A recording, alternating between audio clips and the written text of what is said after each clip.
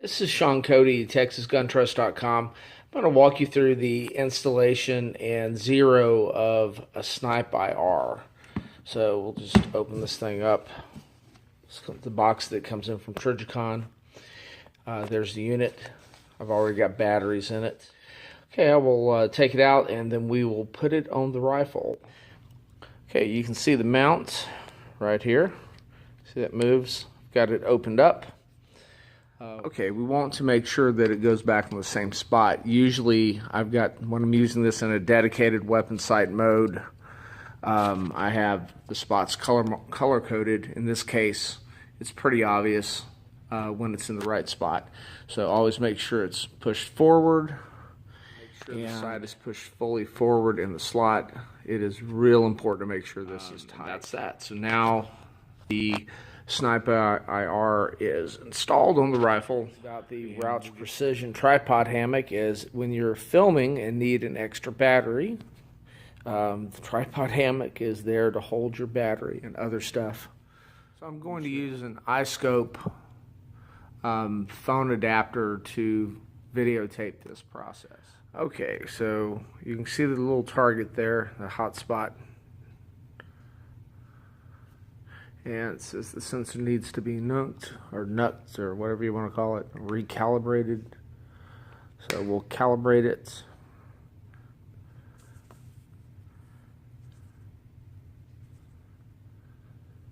So to calibrate it, you just reach up, select that mode, systems calibrating. Now we're ready to sight in. Okay. So what we'll do is we'll go down in the system menu, up into sighting in. It says sight in live fire, so you pull it back to you. Okay, so here we go. So we're sighting in the Snipe-IR to the day optic, or collimating it to the day optic. So the first step is to adjust the reticle of the Snipe-IR, which is the little reticle with the 4 white pips around it, with the day reticle of the primary arms 1 to 8. And I think this is their ACSS reticle. So we're going to zoom this in, move it over so we have a little bit better lighting. There we go. So what I normally do is I increase the zoom on the scope so I can get a better, I can get everything aligned better. So what we'll do is we'll align this. Oops, wrong way.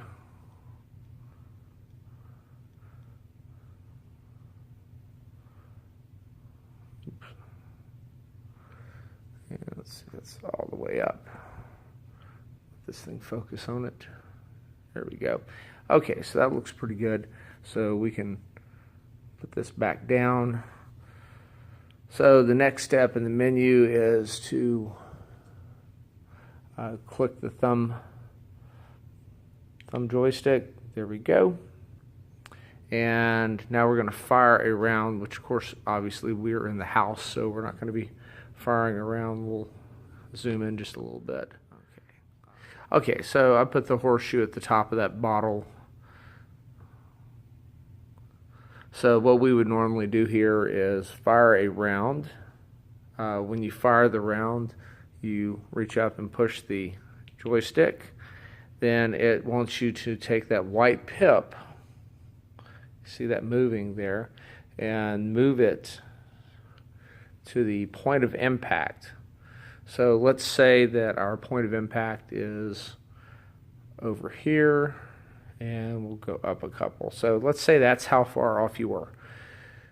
So once you make sure the day optic is back on the point of aim, you move that little white pip over to where your bullet hit and click it, and now you have sighted in. So then you fire another round, and this is where things get weird. It says if sight in successful, press button. Then you see the left and right arrows. The problem is if sight in is not successful, if we shoot it again and the sight in is not successful, there's no way to recycle through this. So the way you deal with that, of course, is you click that, and Then if we want to do a little bit further adjustment, we go back into the sighting in mode. And what I normally do is, if this is where I would move this little pip. Say our point of impact was right here. So now I've adjusted the point of impact. I would shoot another round, check it. If it's not right where I want it to be, I would go back in, and then we would move this. Maybe it's like one click. Either way, we make sure the point of aim is where it's supposed to be, and then we just move this little pip to where the bullet hole was, click it, and then we shoot. And by now we should be right where we need to be for shooting a hog in the head, or some precision shooting. So that's the sight-in process for the clip-on mode.